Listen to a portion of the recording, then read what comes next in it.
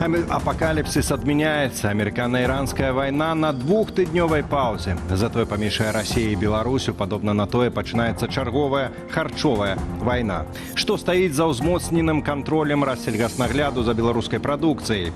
Ну и калі скласці войну и харчы, что атрымаецца? Битва за ураджай, якая пачынаецца яшчэ пасяўной, пераведзенай літаральна на военное становішча. Серада, 8 красавіка, 19 гадзіна, аб'ектыў я Валерий Руселік, вітаю гаспадарства и запрашаю на выданне.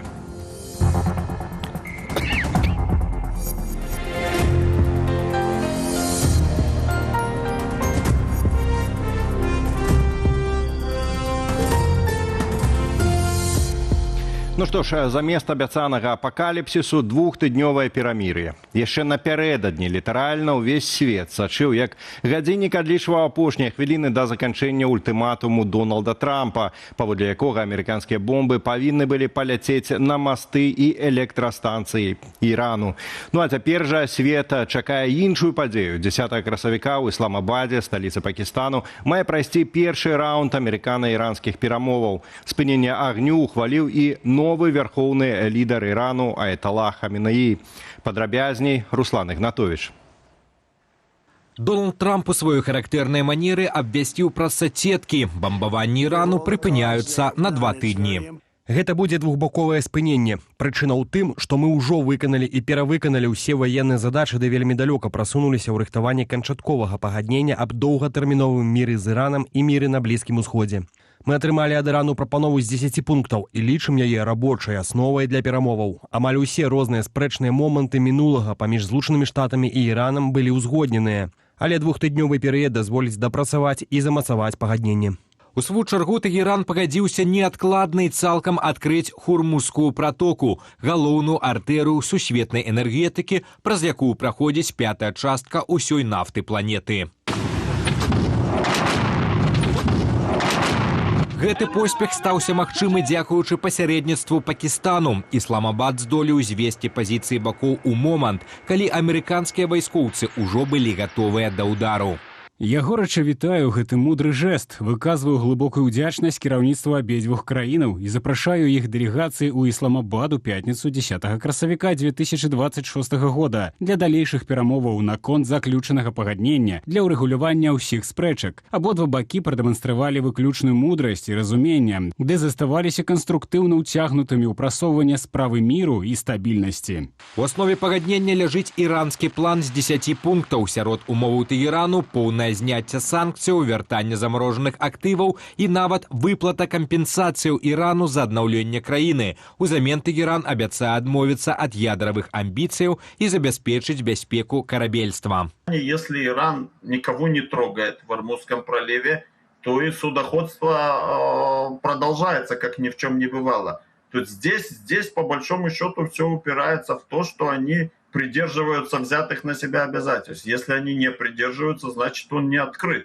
И тогда американцы и не только, не становятся перед выбором возобновления, перед дилеммой возобновления боевых действий. Аднак гэтае замірэнне мае расколіну. Урад Беньяміна Нетаньягу падтрымаў Трампа, але з жорсткай агаворкай. Перамір'е не датычыць Лівану. Пакуль у Хурмузскай пратоцы рыхтуюцца да праходу танкераў, на поўдні Лівану працягваюцца баі з Хізбулой. А ў абед авіяцыя Ізраілю нанесла бомбавыя ўдары па Бейруце.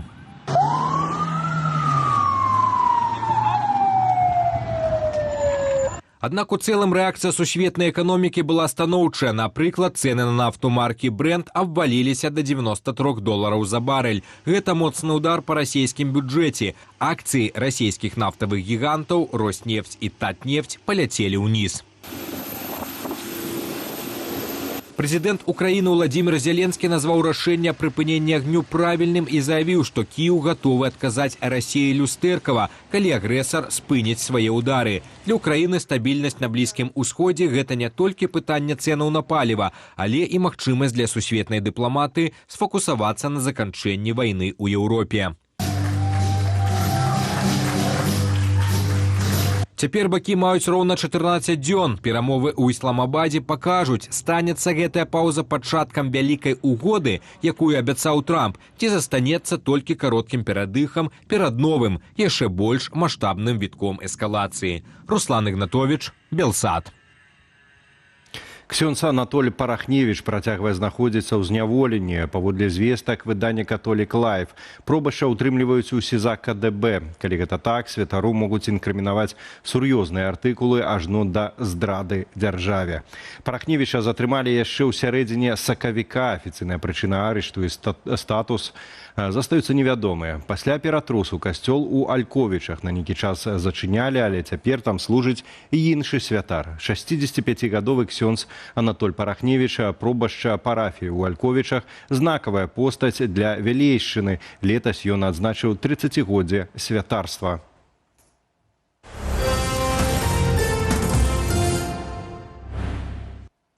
Прадукцыя адразу 15 беларускіх прадпрыемстваў трапіла пад узмоцнены кантроль Рассельгаснагляду. Гаворка пра мяса, малочную прадукцыю, рыбу і яйкі, што ідуць на экспарт у краіны мытнага звязу. Чаму гэткі шырокі спіс беларускіх прадпрыемстваў і іх прадукцыі атрымаў расейскае папярэджанне, высвятляла Юлія Цяльпук. У прадукцыі гарадзенскай птушкафабрыкі «Эка-яйкі АБЦ» сур'ёзнае парушэнне ветэрынарных нормаў. Рассельгаснагляд знайшоў у яйках антыбіётык шырокага спектру дзеяння. У рыбе глыбоцкага прадпрыемства «Фішман Пауэр» выявілі кішачную палачку. На нясвійскім агракамбінаце «Сноў» свініна трапіла ў кансервы з ялавічыны. Агулам 15 беларускіх прадпрыемстваў атрымалі жоўтую картку ад Рассельгаснагляду за неадпаведнасць прадукцыі правілам мытнага саюзу. Гэта пакуль не забарона, але узмоцнены кантроль за кожнаю партыяй харчоў. Федэральная служба ветэрынарнага і фітасанітарнага нагляду звярнулася ў дэпартамент ветэрынарнага і харчовага нагляду Мінсельгасхарчу Беларусі з просьбай змяніць статус беларускіх прадпрыемстваў у рэестры прадпрыемстваў мытнага звязу на ўзмоцнены лабараторны кантроль. Калі парушэнні выявяцца паўторна, часова забароняць увоз неадпаведнай прадукцыі на рынак Расіі, Казахстану, Арменіі і Кыргызстану. Пытанне, як хутка прадпрыемствы здолеюць вымыць праблемы з вытворчасці. Напрыклад, пружанскі малочны камбінат, які, згодна з самарэкламаю, продолжает развиваться, уделяя особое внимание вопросам качества выпускаемой продукции. Пасля бану Рассельгаснаглядам 4 месяцы зніжаў колькасць бактэрыяў у сухім малаце. Хоць гэта, на думку эксперта, адна з найхутчэй развязальных заўваг рэгулятара. Очень много антибиотиков ведет у нас и в мясе, и в яйце.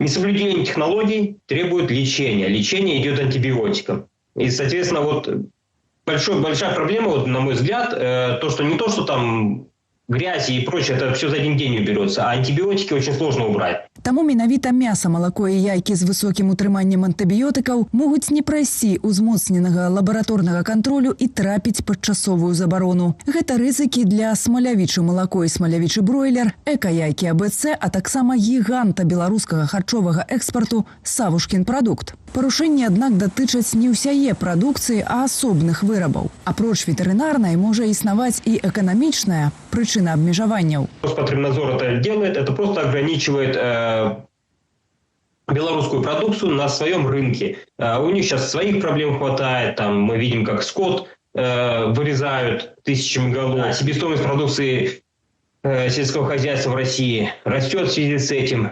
Белорусская продукция осталась в тех же ценах. И для того, чтобы конкуренция была, по крайней мере, более-менее ровная, но эти запреты и вводят. Апроч абароны рынку, такія бар'еры Расія выкарыстоўвала дзеля палітычнага ціску на Беларусь. Найбольш выразна гэта выявілася ў 2018-19 годах, калі Москва праз харчовыя войны патрабавала ад Лукашэнкі падпісання інтэграцыйных праграмаў. Против я подпишу декрет, но отвечать будем все, не только я. Юлія Цяльпук, Белсат.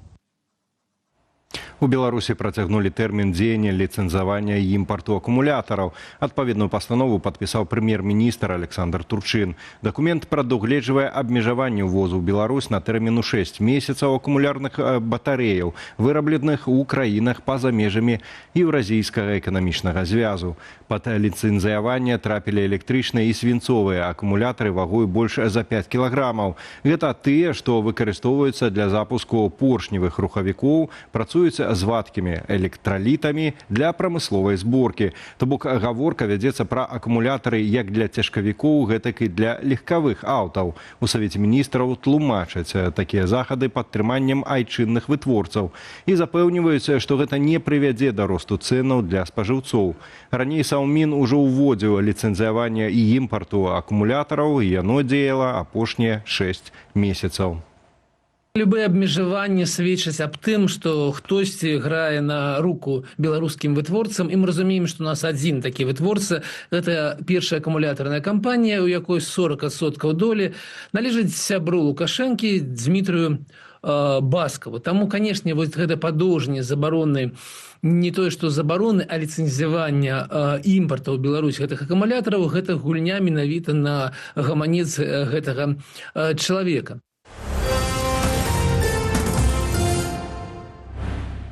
Следчы камітэт раскрыў падрабязнасці рэзананснага забойства ў гомельскім дзяржаўным дарожна-будаўнічым каледжы 25 сакавіка.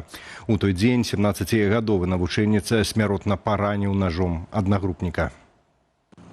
Гомельскі гарадскі аддзел следчага камітэту справаздачыцца аб правядзенні шэрагу дзеянняў для выяўлення абставінаў забойства. 25 сакавіка ў памяшканні майстэрні вучэбнага палігону філіялу Гомельскага дзяржаўнага дарожна-будаўнічага каледжу адбыўся канфлікт паміж дзвюма 17-гадовымі маладзёнамі. Адзін нанёс другому некалькі удараў нажом. Паранены памёр у шпіталі. Паводле версіі следчых, трагедыі папярэднічаў працяглы канфлікт паміж падлеткамі. Мяркуюць, ахвяра раней здзекавалася з будучага забойцы.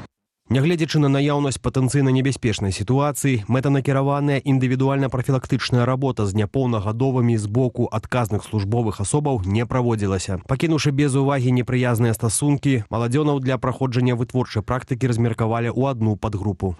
Нападніка змясцілі пад варту, яму выставілі абвінавачанне ў забойстве, пагражае ад 6 да 15 гадоў зняволення. На дадатак следчыя скіравалі на адрас Рэспубліканскага інстытуту прафесійнай адукацыі прадстаўленне аб прыняцці захадаў для ліквідацыі выяўленых хібаў і ўпушчэнняў у арганізацыі працы з навучэнцамі каледжу. Ян Федарович, Белсат. Лукашенко і ягоныя прапагандысты любяць параўноўваць жніво і пасяўныя з бітвамі і нават вайною. Папросту працаваць ціха мірна на зямлі – гэта не мусова абавязкова паваяваць. Ну а на вайне як на вайне, што здолеў захапіць, тое і тваё. Сілавікі падвысілі кантроль, міліцыя ўдзень і ўначы ахоўвае пасяўную, ладзіць рэйды ды правяранне складоў і тэхнікі. Але крадзяжы ды іншыя злачынствы ў аграпрамысловых гаспадарках гэта зусім не спыняе. Тэму працягне Ірына Драфейчук.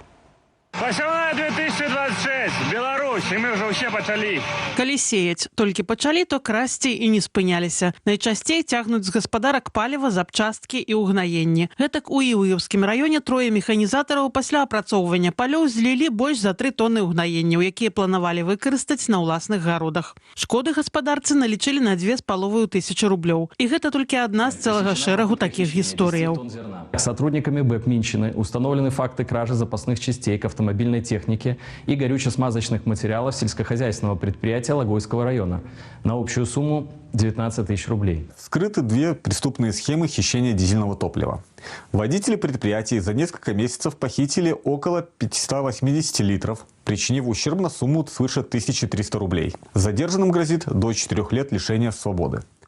Крадуць і насенне, прычым не толькі падчас пасяўной. Пра выкрыццё маштабнай схемы са стратамі на 1,5 мільёна рублёў з удзелам 8 службоўцаў буйных прадпрыемстваў паведамілі сёння аператыўнікі Меншчыны. Фигуранты с августа по ноябрь 2025 года организовали фиктивное принятие на хранение более 1000 тонн семян рапса, который на самом деле был реализован иному субъекту хозяйствования. Агулам жа з пачатку пасяўной толькі да адміністратыўнай адказнасці былі прыцягнутыя 176 асобаў. Выявілі, між іншага, 111 выпадкаў махінацыяў з палівам, злавілі 15 п'яных кіроўцаў. В период активной стадии посевной кампании выявлено 67 преступлений, большинство из которых связано с хищениями.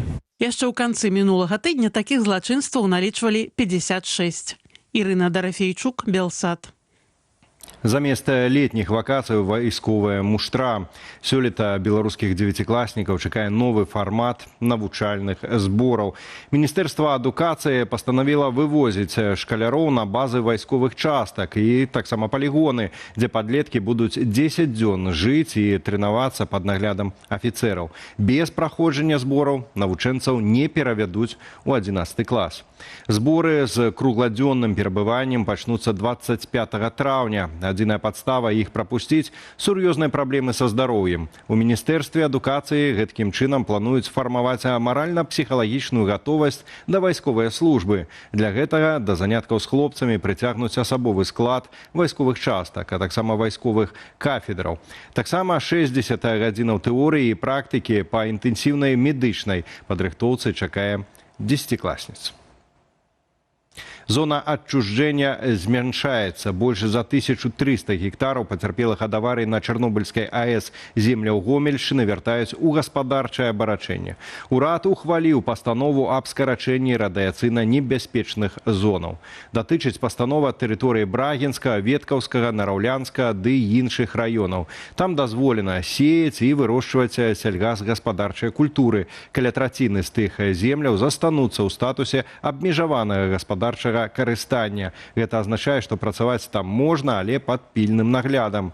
Абяцаюць, што Міністэрства сельскай гаспадаркі будзе строга кантраляваць стан глебы і якасць прадукцыі, якую там вырасцяць.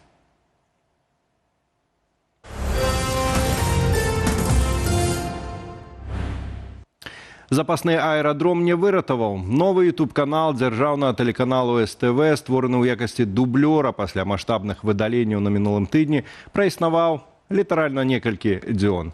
Сёння канал СТВ Плюс таксама быў выдалены з YouTube. Прапагандысты ўжо традыцыйна назвалі гэта атакаю на свабоду слова і паскардзіліся, маўляў, канал набіраў папулярнасць і таксама прагляды. Выдаленне нібыта адбылося праз санкцыі, пад якімі кіраўніцтва кампаніі афіцыйна не ёсць.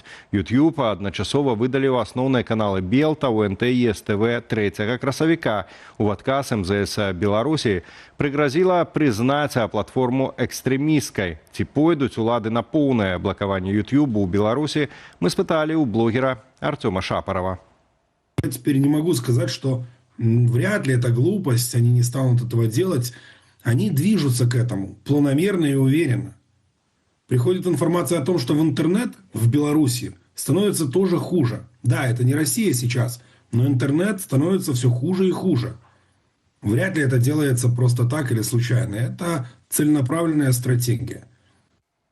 Абсолютно прадказальна. За лукашэнкавых прапагандыстаў, большасць аўдыторыі якіх, дарэчы, складалі менавіта расейцы, цяпер заступілася і расійская МЗС. Прадстаўніца ведомства, якое сярод іншага займаецца прасоўваннем так званага расійскага свету, Марыя Захарова, назвала блакаванне дзейнасці прапагандыстых каналаў лукашэнкаўцаў варварствам, а таксама прапанавала ім пераходзіць на расійскія інтэрнэт-платформы, у прыватнасці на сервіс Макс. Ну што тут можна сказаць? Туды ім і дарога. Ну а тым часам Белтэлеком папярэджвае пра магчымыя перабоі ў вяшанні тэлебачання і радыё. Аператар запланаваў маштабныя прафілактычныя працы па мадэрнізацыі і прафілактыцы сетак, якія закрануць усе вобласці краіны і працягнуцца да канца месяца. Пад кропкавыя адключэнні трапіць радыёвяшанне, абавязковы агульнадаступны пакет праграмаў лічбавага тэлебачання і кабельныя пакеты Белтэлекаму. Сёння з праблемамі прыёму сігналу ўжо сутыкнуліся жыхары Берасцейскай, Гарадзенскай, Менскай і Магілёўскай вобласцяў. Эфіра можа знікаць у перыяд з 9 да 16 гадзіны дня. Графік распісаны на ўвесь красавік. У Белтэлекаме супакойваюць працы неабходныя для падтрымання якасці сігналу. Поўны спіс раёнаў і дакладны час адключэння ў кожным паселішчы можна знайсці на афіцыйным сайце кампаніі. Ну, ад сябе можна толькі дадаць, спадарства, калі вам бяспечна, захоўвайце бяспеку і глядзіце Белсат. Міністэрства антыманапольнага рэгулявання і гандлю вынесла папярэджанне беларускай чыгунцы, патрабаванне да перавозніка памяняць правілы продажу квіткоў. Ведамства выявіла, што на колькасць месцаў да прамежкавых станцыяў распаўсюджваюцца незаконныя сістэмныя абмежаванні. Ну, да прыкладу, за 45 сотняў на цягнік Менск-Гомель можна набыць квіткі толькі ад пачатковай да канцавой станцыі. Квіткі ж да прамежкавых ці ад прамежкавых станцыяў з'яўляюцца ў продажы толькі за сотні да адпраўлення цягніка. Гэткую сітуацыю заўважылі на маршрутах міжрэгіянальных і рэгіянальных лініяў бізнес-класу. Чыгунка мусіць адмяніць абмежаванне. Ну і в аб'ектыве на сёння ўсё. Болей навіны ў нашых сацыяльных сетках і на старонцы belsat.eu. Ну а інфармацыйны вечар працягваецца. Спадарства чакае студыя Белсат, якую сёння правядзе Вітаў Сіўчык. Валера, сёння студыя будзе незвычайнай, таму што яна будзе трохі адарванай ад навінаў у аб'ектыве. У сераду мы запускаем спецыяльны праект асвятлення выбараў у каардынацыйную раду. І пачнем ад самых фундаментальных пытанняў. Як можна будзе галасаваць, хто будзе лічыць гэтыя галасы і ці будзе гэта бяспечна. У нашым эфіры з'явіцца старшыня выбарчай камісіі Алена Прыходзька і прадстаўнік платформы «Тры сланы» Павел Лібер. А пра сутнасць каардынацыйнай рады як з'явы мы распытаем у былога парламенцкага карэспандэнта і палітычнага глядальніка Віталя Цыганкова, так што не пераключайцеся. Ну і я толькі дадам спадарства, што я яшчэ вярнуся таксама ў нашу студыю. Палова на 9-ю праграма «Чалы». Дарэчы, заставайцеся з Белсатам. А цяпер Вітаў Сіўчык.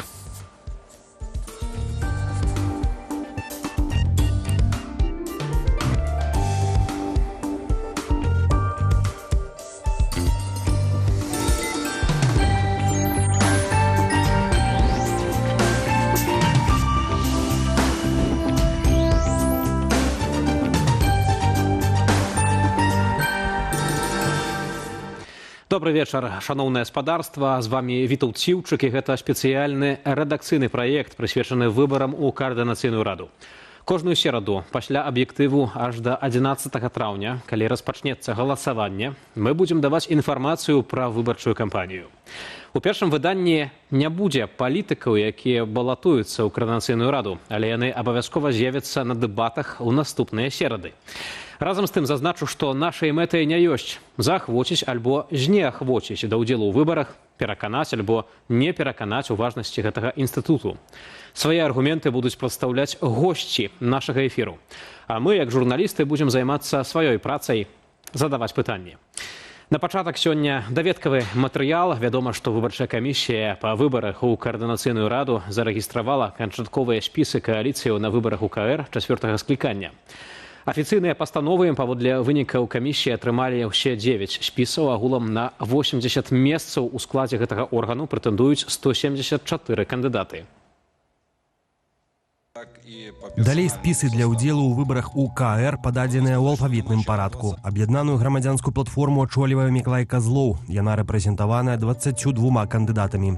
Лідар блоку беларускіх палітычных зняволеных «Беларусы дзеяння» Юрась Зянковіч. Галоўная асоба на выбарах у каардынацыйную раду ад платформы «Ваш голас» Андрэй Колас. Лідар еўрапейскага выбару Валер Мацкевіч і 17 кандыдатаў. Платформу «Закон і правапарадак» ачольвае Сергей Макар. 38 чалавек у свой спіс сабрала кааліцыя «Латушкі» і «Рух за свабоду». Іхныя лідары, адпаведна, Павел Латушка і Юрый Губарэвіч. Платформа «Наступ» Лізавета Пракопчык. Ад руху «Воля» на выбары ідуць 28 чалавек на чале з Мікітам Забугам. І нарэшце апошні 9-й спіс кааліцыю «Хопіць баяцца» ачольвае Таццяна Мартынова. Тым часам частка палітычных сілаў адмовілася ад удзелу ў выбарах. Не будзе вылучацца блок Пракоп'ева-Ягорава. У канцы лютага гэты блок абвясціў пра выхад са складу каардынацыйнай рады 3-го склікання, заявіўшы, што гэты фармат, цытата, цалкам вычарпаў свае магчымасці як інструмент. Адмовілася ад удзелу ў выбарах і фракцыя «Наша справа», беларускія хрысціянскія дэмакраты. Віталь Рымашэўскі патлумачыў гэта тым, што, цытата, у сённяшняй мадэлі каардынацыйная рада не валодае дастатковай роляй, паўнамоцтвамі і рэальным палітычным уплывам. Не бярэ ўдзелу ў выбарах у каардынацыйную раду і партыя «Разам». Яе лідар Віктар Бабарыка патлумачыў гэтую пастанову неабходнасцю спачатку перагледзець прынцыпы ўзаемадзеяння ў дэмакратычных інстытутах. Найбліжэйшым часам кожны спіс будзе мець магчымасць прэзентаваць праграму і камунікаваць з выбарнікамі праз платформу «Тры сланы». Выбары ў каардынацыйную раду запланаваны на перыяд з 11 да 17 траўня. Спадарства, ў нашай YouTube-трансляцыі вы можаце ўзяць удзел ужо ў першым галасаванні з пытаннем, ці плануеце галасаваць на выбарах у каардынацыйную раду. 4 варыянты адказу. Так, я ў Беларусі, не, я ў Беларусі, так, я ў замежжы, не, я ў замежжы. Галасуйце, калі ласка. А ўжо зараз да нашага эфіру далучаюцца Алена Прыходзька, старшыня выбарчай камісіі па выбарах у каардынацыйную раду, а таксама Павел Лібер, кіраўнік платформы «Тры сланы». Спадарства, вітаю вас. Привет.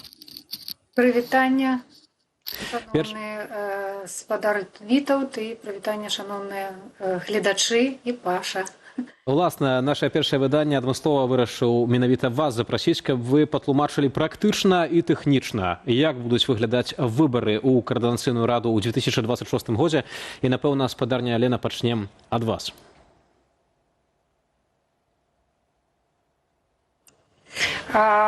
Як яны будуць выглядаць тэхнічна, тут я скажу, што асобых грунтоўных зменаў у тэхнічным плане у нас не перадбачаецца.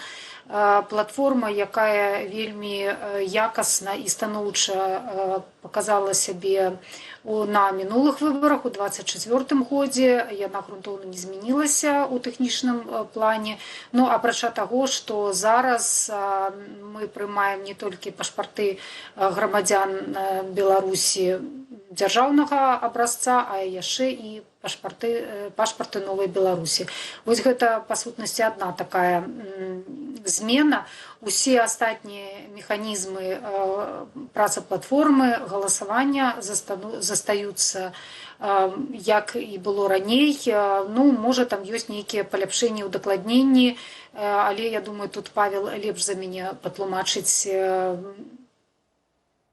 Спадар Павел, уласна, я памятаю, што калі 2 гады таму былі выбары ў каардынацыйную раду, платформа была іншая, была Новая Беларусь.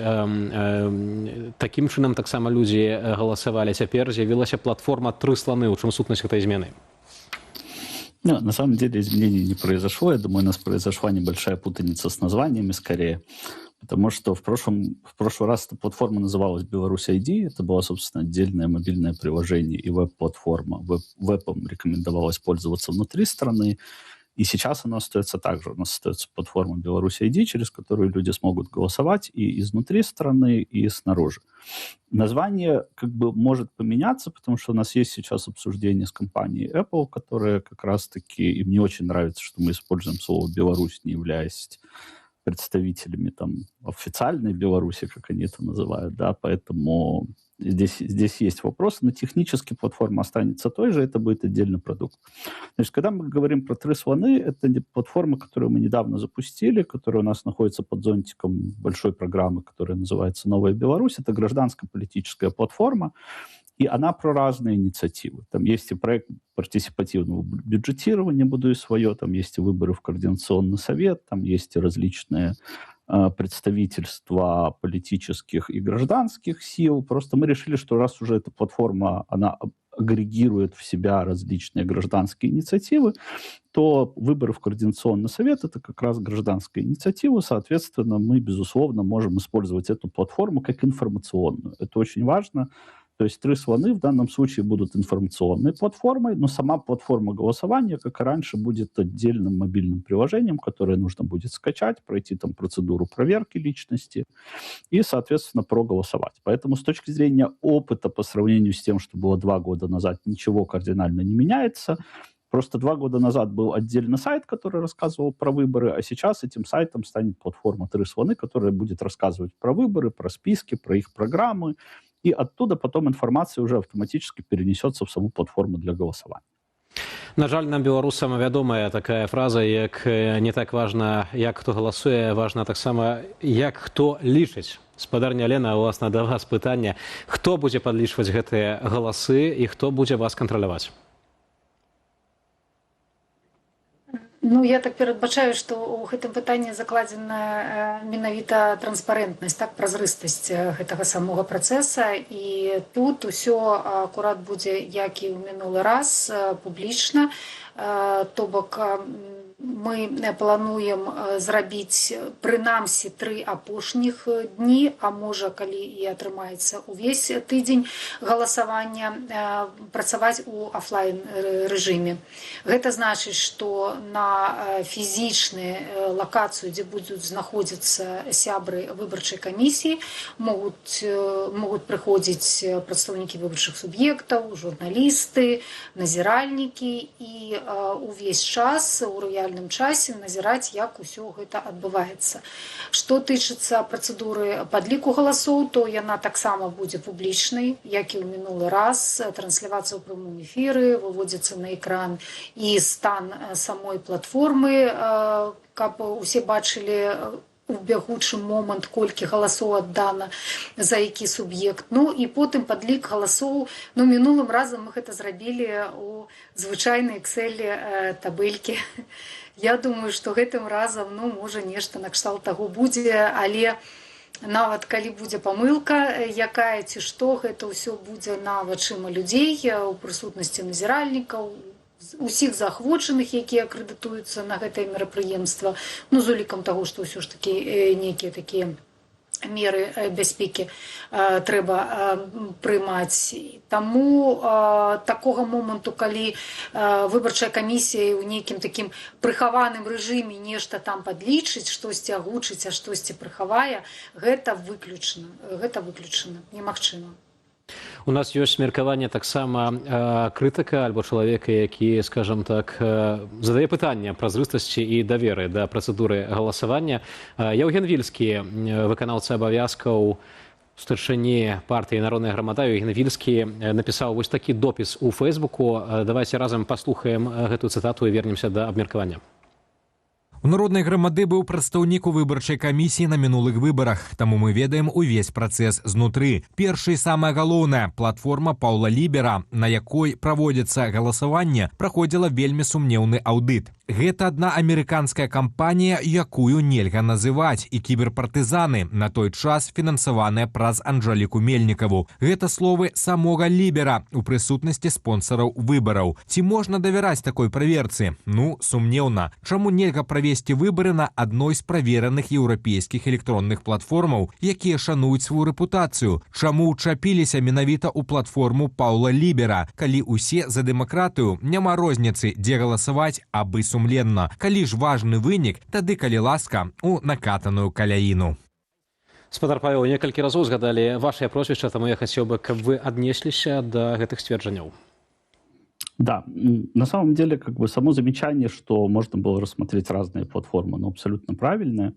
И более того, тут нет такого понимания, как там платформа Павла Либера, потому что то, что мы сделали, это платформа с открытым кодом, она выложена в общий доступ, любой может ее посмотреть, любой может ее проверить.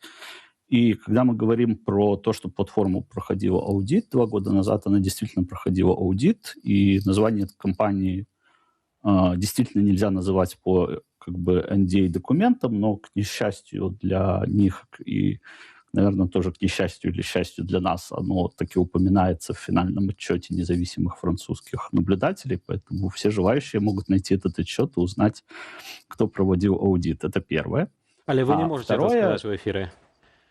Слушайте, ну формально по договору я не могу, поэтому я могу только рассказать, где это можно найти. Да. Да, но она, к сожалению, стала публичной не по нашей вине, да.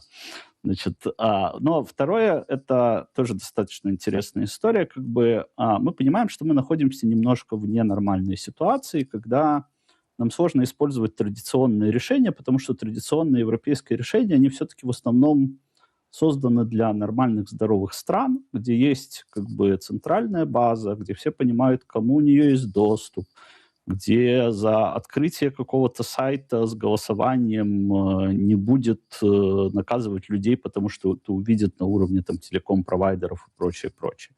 Решение, которое мы создавали 2 года назад и которое, собственно, переиспользуется комиссией сейчас, это решение, которое учитывает самый важный, наверное, для нас фактор безопасности.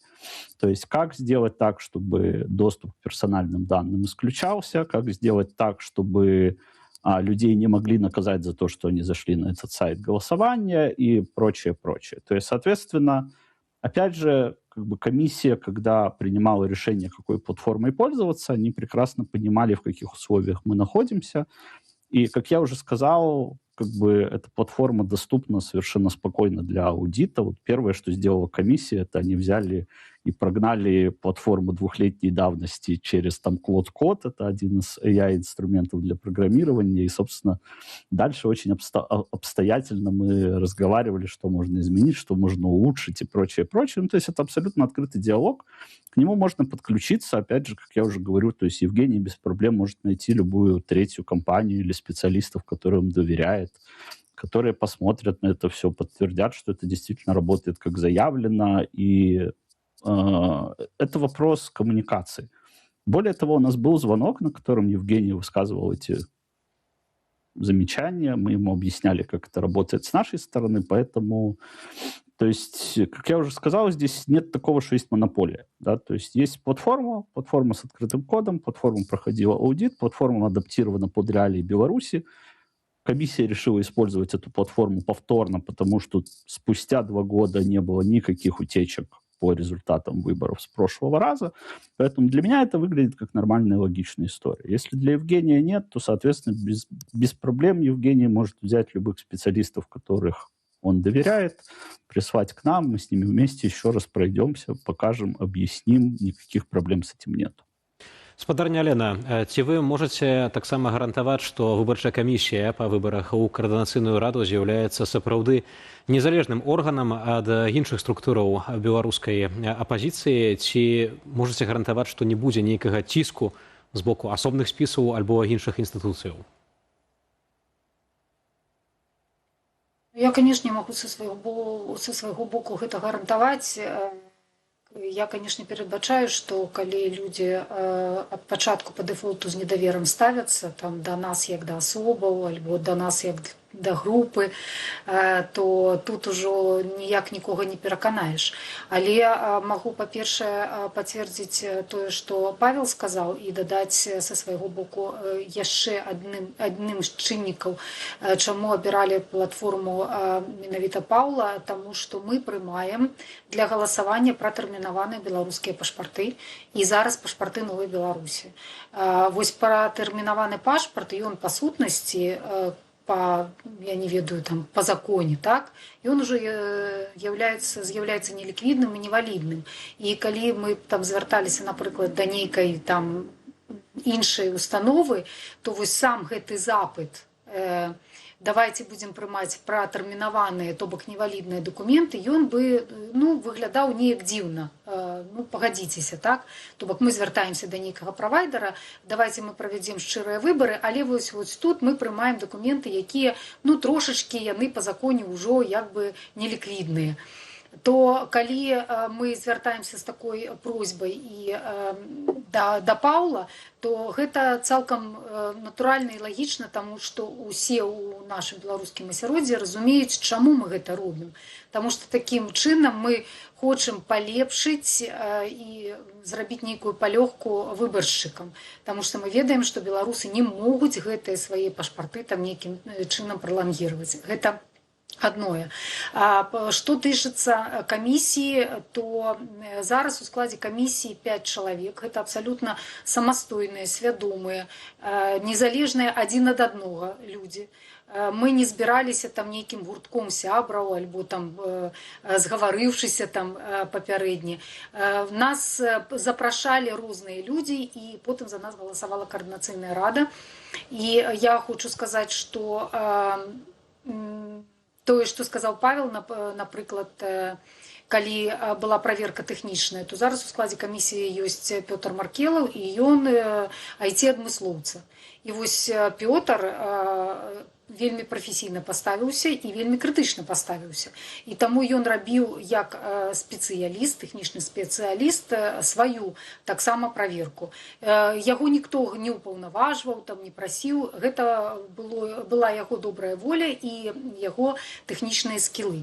Што тычыцца ціску на камісію, то прынамсі дагэтуль ніякага ціску з боку нікога не было. Мы дамовіліся паміж сабой, калі нешта такое будзе, то мы, па-першае, унутры каманды гэта будзем абмяркоўваць, разглядаць, ну і ўжо апублічваць па меры таго, якога кшталту гэты ціск будзе. Што калі у вашым пытанні утрымліваецца нейкая такая апаска нашай бесстароннасці, ці што мы там граем на чымсьці баку, ці за каго-то, то яшчэ раз скажу вам, што усе трое з нас абсалютна незалежныя адзін ад аднога людзі, і мы, ніхто з нас не маем нейкага такога звышуплыву адзін на аднога, каб камусьці аддаць загад, там, альбо кагосьці нейкім чынам там прымусіць замаўчаць альбо казаць тое, што гэты чалавек не хоча казаць. Усе гэтыя людзі прайшлі ціск з боку беларускага рэжыма. Зміцер Фурманаў нават адсядзеў, таму гэта не тыя людзі, якіх можна там напалохаць альбо націснуць проста так. Апошняе пытанне. Хацеў запытаць у вас пра тое, ці вашая праца, бо гэта праца і стварэнне платформы абслугоўвання і падлік галасоў будзе кімсьці аплочаная, ці вы гэта робіце на валанцёрскіх пачатках?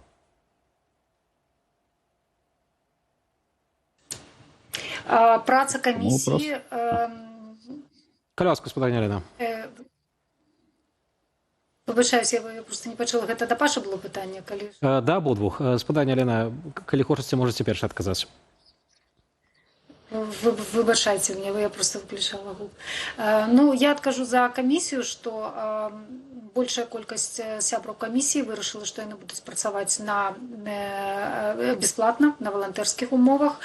Я папрасіла грошы за сваю працу, кажу аб гэтым адкрыта, і таксама аплочваецца пасада сакратара камісіі. Гэта не публічная персона, таму называць яе не буду. Але ці вы назавеце крыніцу фінансавання? Хто будзе гэта аплочваць?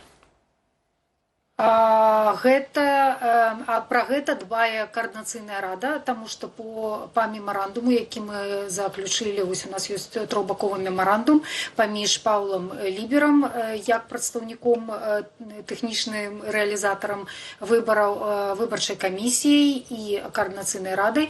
Па умовах гэтага мемарандума Координаційная рада повинна забезпечивать працу выборчай камісіі матэрыяльна-тэхнічнымі сродкамі.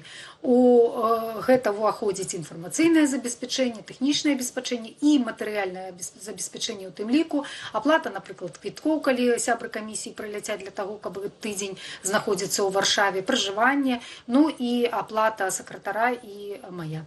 Спадар Павел, да вас тое самае пытанне, ці вы гэта будзеце рабіць бясплатна, ахвяроўваючы сваім часам, ці ўсё ж таки атрымаеце оплату? Смотрите, у нас есть совершенно конкретная, как уже Елена сказала, договоренность с Координационным советом, что у нас есть компенсационная часть. Очень важно, что компенсационная часть идет на инфраструктуру и на верификации, потому что верификации людей являются платными. Просто сами люди за это не платят, но кто-то должен за это заплатить. Поэтому инфраструктурная часть покрывается действительно Координационным советом сегодня. И при этом, поскольку нам не нужно ничего делать и не нужно заново проходить аудит, у нас не возникает костов, связанных с какой-то сложной разработкой. То есть в моем случае я не получаю денег. Зразумела. Дзякуй вялікі, спадарства, што сёння знайшлі час, каб далучыцца да адмысловага выдання студыі «Белсат», прысвечанага выбарам у Координацыйную раду. З намі на сувязі была Алена Прыходзька, старшыня выбарчай камісіі, а таксама Павел Лібер, кіраўнік платформы «Тры сланы». Тым часам Координацыйная рада трэцяга склікання завяршае двухгадовую працу. За гэты час органы, якія называюць протапарламентам, не раз быў у цэнтры гучных канфліктаў, але ці былі рэальныя вынікі, акрамя пэўных скандалаў? Давайте паглядзім матэрыял. Координацыйную раду трэцяга склікання сфармавалі ў траўні 2024 года ў выніку электронных выбараў. Гэта зрабілася яе галоўнай адметнасцю. У склад увайшлі 80 прадстаўнікоў розных палітычных і грамадзянскіх групаў, а ў галасаванні ўзялі ўдзел 6823 выбарнікі. Аднак ужо першае пасяджэнне суправаджалася канфліктам. Частка ўдзельнікаў пакінула залу праз спрэчкі наконт паўнамоцтваў і правілаў працы. Пазней новыя рознагалоссі вакол статуту, сумяшчэння пасадаў і ўзаемадзеяння з аб'яднаным пераходам пераходным кабінетам. Самая гучную падзеяй сталася знікненне летась спікеркі Анжалікі Мельнікавай. Ейны лёс дасюль невядомы, і гэтая гісторыя моцна ударыла па іміджы рады. На жаль, скандалы тое, што ў першую чаргу прыводзіць да публічнага абмеркавання. Аднак знікненне Анжалікі Мельнікавай хутчэй дэманструе важнасць інстытуту каардынацыйнай рады, а не саміх скандалаў. Бо калі б КР была неважным органам, рэжым Лукашэнкі не спрабаваў бы любымі спосабамі супрадзейнічаць, у тым ліку супраць былой спікеркі каардынацыйнай рады. Мы не ведаем на 100%, што адбылося, але так ці інакш, відавочна, бяздзеяння ў рэжыму Лукашэнкі гэтага не магло адбыцца. Нягледзячы на крытыку, прадстаўнікі КР адзначаюць і вынікі. У міжнароднай сферы удзел у парламенцкай асамблеі Рады Еўропы, АБСЕ і Еўранесце, а таксама прызнанне Рады як прадстаўнічага органу беларускай апазіцыі ў старым свеце. Артём Брухан згадвае і практычныя крокі. Больш за 100 гуманітарных візаў, юрыдычныя кансультацыі для беларусаў за мяжою, публічныя слуханні і ініцыятывы ў галіне правоў чалавека. Спікер арганізацыі найперш вылучае намаганні КР, каб прыцягнуць да адказнасці Александру Лукашэнку і найвышэйшае вайскова-палітычнае кіраўніцтва Беларусі за акт агрэсіі супраць Украіны. Аднак крытыкі сцвярджаюць, што Рада так і не сталася зразумелай ды блізкай для беларусаў, а яе дзейнасць часта абмяжоўвалася агульнымі заявамі. Новыя выбары распачнуцца крыху больш як праз месяц, 11 траўня. У нашай студыі з'явіўся палітычны аглядальнік Віталь Цыганкоў. Спадар Віталь, добрый вечар. Прывітанне. Некалі вы былі парламенцкім карэспандэнтам, працавалі ў сапраўдным парламенце, ў Верховным Савеце ў 90-е гады, сачылі за дэбатамі, за прыняццем рэальных законаў. Калі вы сачылі і бачылі як журналіст, што адбывалася ў Коордынацыйнай радзе, вы маглі б гэта назваць протапарламентам? Ну, все-таки нават з пэўнай долей умоўнасці я бы так не называў. Гэта зусім іншая сітуацыя, зусім іншыя абставіны. Вось, і, ну, гэта хутчэй падобна на спробы там намацаць нейкую дыскусійную пляцоўку, паспрабаваць вырашыць нейкія пытанні. Часцей, канешне, яны былі, ну, дастаткова, можа быць, з нашага пункту гледжання самыя важныя, так аб'ектыўна, напэўна, ёсць, ну, але, як вы справду сказалі, 90-е гады, да 96-го, да пераварота Лукашэнкі, парламент вызначаў ўсё жыццё, і нават пасля абрання прэзідэнта быў дастаткова важным, а з 91-го, з 89-го па 94-х гэта быў галоўны заканадаўчы орган, які вырашаў ўсё жыццё. Гэта быў, безумоўна, зусім іншы ўзровень дэбатаў і адказнасці за рашэнне. Плюсы, мінусы, падсумавання дзейнасці Коордынацыйнай рады. Вы бачыце сэнс у існавання гэтага органу? Сэнс павінен быць. Вот в сюжэце было абсалютна правильно сказано пра міжнародны спектр, скажем, пра міжнародныя кантакты, пра то, што Коордынацыйная рада, яна, ну, заклікана прадстаўляць тых беларусаў, якія зараз жывуць за мяжой, якія не згодныя з палітычным рэжымам, які пануе ў Беларусі. Што тычыцца параўнання, то, ну, безумоўна, трэба нейкія аддзяляць аб'ектыўныя і суб'ектыўныя фактары. Я паспрабую вот зараз не выказваць сваё меркаванне, а проста апісаць ту сітуацыю, якой мы знаходзімся. Мы знаходзімся ў сітуацыі такога трэнда на дэпалітызацыю нават тых людзей, якія знаходзяцца за межамі Беларусі, на дэпалітызацыю актыўнасці. Всё менш любыя, ну, скажем, акцыі, палітычныя дзеянні прыцягваюць увагу людзей, всё менш на іх прыходзіць, і гэта дастаткова аб'ектыўна. Паколькі, ну, прайшло ўжо 5 з паловай гадоў з моманту жніўня 20-го года, тыя людзі, якія ўзняліся на той хвалі, яны многія ўжо стаміліся. Это ввогуле немагчыма. Грамадства не можа весь час быць на такім узбуджэнні. То, што зараз ідзе зніжэнне этой актыўнасці, гэта дастаткова натуральна. Я в адным з эфіраў гаварыла это яшчэ ў 21-м годзе, што гэта будзе, што рэйтынг, там умоўны рэйтынг Ціханаўскай будзе зніжацца, будзе з'яўляцца больш ворагаў, незалежна ад таго, што б яна не рабіла.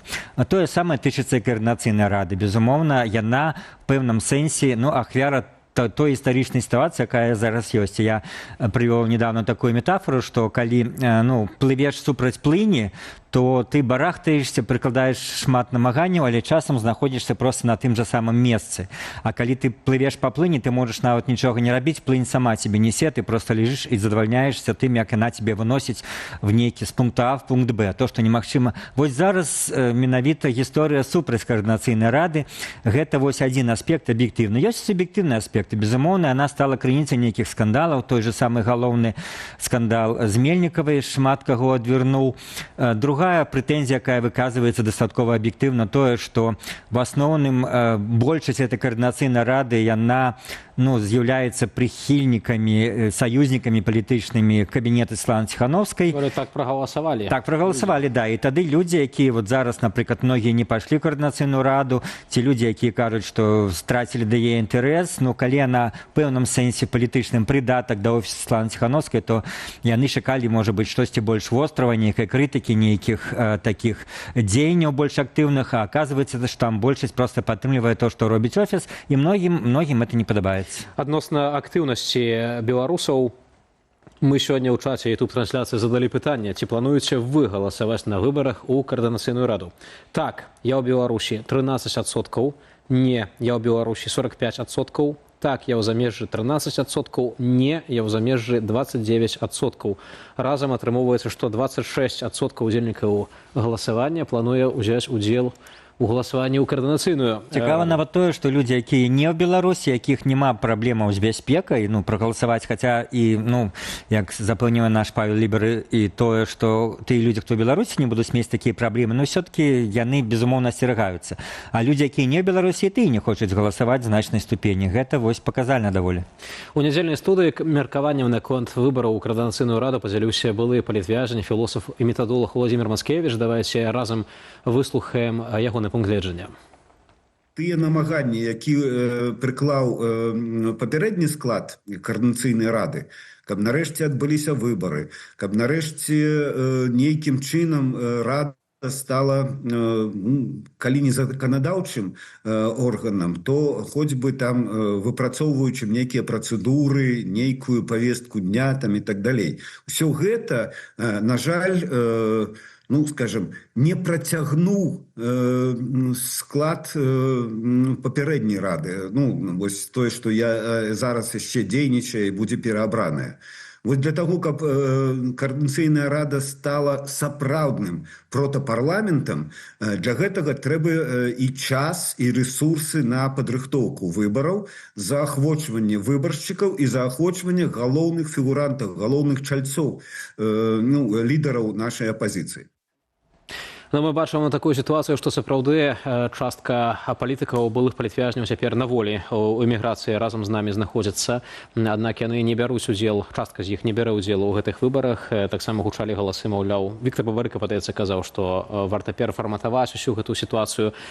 Як вы на гэта глядзіце? Ці сапраўды той рэгламент, тыя рамкі, тыя даты выбараў, якія цяпер анансаваны на травень, як бы абмяжоўваюць, скажем так, палітычнае поле? Я все-таки думаю, что ситуация не в неких конкретных пытаниях, а вот менавіта в той тенденции, про якую я рассказывал. Ты ж люди, как Бабарыка, там той же Мацкевич, Павел Северинец, Дашкевич, ці там Колеснікова, люди, якія выйшлі, і там нават люди, якія былі прадстаўлены ў цяперашнім складзе, такія як Кнырович, Егораў, Паркоп'ева, яны не ідуць у новы склад. Яны проста адчулі вось гэты подых часу, то, што яны не бачаць для сябе ні стымулу, не бачаць для сябе ні інтарэса ісці ў новы склад, бо яны не бачаць, што яны гэтым могуць дасягнуць, якія плюсы для сябе як палітыкі яны могуць набыць. І гэта, можна заклікаць іх да нейкай грамадзянскай сумленнасці, чаму вы не ідзеце, але яны, напэўна, карыстаюцца тым жа той жа метафорай, якую я прывёл пра тое, што плыць супраць плыні, ты толькі страціш сілы, а нічога не набудзеш. Ведаеце, мы гадамі абмяркоўвалі, напрыклад, в Беларусі, мы як журналісты палітычныя, чаму людзі не выходзяць там на нейкія акцыі апазіцыі 25 сакавіка, там Чарнобыльскі марш, што заўгодна. Але, выходзіла там 500 000 чалавек многія гады. Але потым 20-м годзе, калі людзі ўбачылі стымул, убачылі, што штосьці можа змяніцца, убачылі, што ад іх нешта залежыць, яны выйшлі, нават калі іх асабліва ўжо так званая старая пазіцыя не заклікала, она была, а не самі па сябе выйшлі і новыя людзі. То бок, калі з'яўляецца вот такое адчуванне часу, адчуванне, што можна нешта змяніць, людзі самі ныряюць у гэтую ваду і плывуць, нават супраць плыні ці за плынню. Але калі ў іх не мае такога адчування, няма адчування, для чаго гэта рада, што яна робіць, што я там дасягну, калі я туды прыйду, ці будуць ад мяне гэтыя плюсы. Плюс я і скажу яшчэ, што, безумоўна, некае застрашэнне з боку рэжыма працуе. Все людзі уже, напэўна, маюць крымінальныя справы, все мінулыя удзельнікі. Хтосьці новы, ён разумее, што толькі ён туды вступіць, это будзе крымінальная справа Беларусі, это пагроза маёмасці, калі яшчэ у кагосьці няма такой крымінальнай справы і гэтак далей. Так што вось тут комплекс прычынаў. Калі казаць пра функцыі Координацыйнай рады, вяртаючыся трошкі да пачатку нашай размовы, на вашу думку, ці сапраўды існавала гэтая функцыя кантролю над нейкімі іншымі інстытуцыямі апазіцыі беларускай? У прыватнасці, не ведаю, над аб'яднаным пераходным кабінетам, ці прыватна над Святланай Ціханаўскай, кіраўніцай гэтага кабінету, ці сапраўды ў гэтым сэнсе Координацыйная рада выконвала функцыю такога протыпарламенту? Ну, яна павінна была, так было задумано. Раз вы протыпарламент, это основная задача парламенту ва ўсіх краінах, кантраляваць выканаўчую ўладу, даваць ёй тую, ну, умоўна скажем, законы, тую рамку законаў, якой трэба дзейнічаць. Ураўнаважваць таксама ўплыў. І ўраўнаважваць в пэўным сэнсе. А тут адбылося, ну, зліццё, пра што я ўжо казаў, выканаўчай і так званай заканадаўчай улады, як мы называем Координацыйную раду. І па гэтаму многія людзі, ну, показали, што прайгралі, фракцыя Латушкі набрала больш за ўсіх. У гэтым сэнсе з пункту гледжання адзінства это, напэўна, был плюс, але з пункту гледжання менавіта, што мы кажам, прывабнасці, з пункту гледжання іміджа Координацыйнай рады, гэта, безумоўна, был стратэгічны мінус. Многія людзі не ўбачылі там інтарэс. Я ведаю, што рабіць прагнозы справа няўдзячная, але я ведаю таксама, што у вас гэта атрымоўваецца. Адпаведна, ці рызыкнеце сёння сказаць, колькі людзей прагаласуе ў траўні на выбарах у Координацыйную раду? Я магу, просто мне здаецца, што ў дадзеным выпадку прагноз ён будзе некай з такой установачнай, асабліва пессімістычны прагноз, а ў мяне ён дастаткова пессімістычны. І лішні раз даваць такі пессімістычны прагноз я не бачу неабходнасці, але з улікам таго, што я казаў пра дыханне часу, мне здаецца, гэта дастаткова відавочна. Віталь Цыганкоў, былы парламенtsкі корэспандэнт у сапраўдным парламенце ў Верховным Савеце Беларусі 90-е гады, палітычны глядальнік, быў у эфіры студыі Белсат. Дзякуй вялікі, што завіталі да нас. Ляска. Гаспадарства, мы ўсё ж такі не можам сёння абысціся зусім без навінаў, і таму раскажам пра жыццё нашых рэгіёнаў, рубрыка, якую мы робім разам з выданнем БГ-медыя. Першая навіна са Слоніму, там мясцовыя жыхары скардзяцца на аварыйны стан інфраструктуры. Адзін з прыкладаў лесвіца каля жылога дому, што паводле людзей можа быць небяспечнай для жыцця. А відэа з месца з'явілася ў соцсетках і выклікала актыўнае абмеркаванне ад патрабавання рамонту да засцярогаў, што праблемны аб'ект могуць проста дэмантаваць. Пра стан лесвіцы паведаміў жыхар Слоніму. На апублікаваных кадрах відаць, што большасць пралётаў разбураная, а падымацца даводзіцца з вялікай асцярогаю. Гэта не адзіная праблема. Людзі скардзяцца і на якасць работаў камунальных службаў. Напрыклад, яны ямы засыпаюць пяском без утрамбавання. А ў каментарах разгарэлася дыскусія. Адны лічаць, што агалоска ў інтэрнэце гэта адзіны спосаб дапамагчы і дамагчыся зменаў. Іншыя раяць звяртацца непасрэдна да ўладаў. Пры гэтым ёсць прыклады, калі пасля зваротаў праблемныя аб'екты не рамантавалі, а проста прыбіралі. А тым часам на мяжы Беларусі з краінамі Еўрапейскага звязу новыя скаргі ад дальнабойнікаў. У зоне чакання перад пунктам пропуску Казловічы кіроўцы вымушаныя стаяць у жывой чарзе проста на вуліцы, каб зарэгістраваць свае грузавікі. Відэа з месца з'явілася ў тык-току і выклікала шырокі рэзананс. Некаторыя адзначаюць, што на працэдуры сыходзяць гадзіны, а агульны час чакання перад уездам у пункт пропуску можа дасягаць 9 гадзінаў. Вот такая вот хорошая зона ожидания для водителей. Машины загнали, короче, а вы, люди, стойте вот дальше в очереди. Вот, нормально. Начальник с себя снял ответственность, просто очереди нету на заезд, а вы стойте. В дождь, в снег, всем все равно. Короче, очередь из фур переместили в очередь живую из людей. Вам зона ожидания. Получите, распишитесь. Фуры загнали, а вы стойте. Как скот какой-то. Платформу, дзякуючы якой маюць адбыцца выбары ў Координацыйную раду, назвалі «Тры сланы». А ў Віцебску гарадскім вадаёме заўважылі чарапаху. Відэа трапіла ў соцсеткі і выклікала дыскусію, адкуль жывёліна магла з'явіцца ў мясцовым клімаце.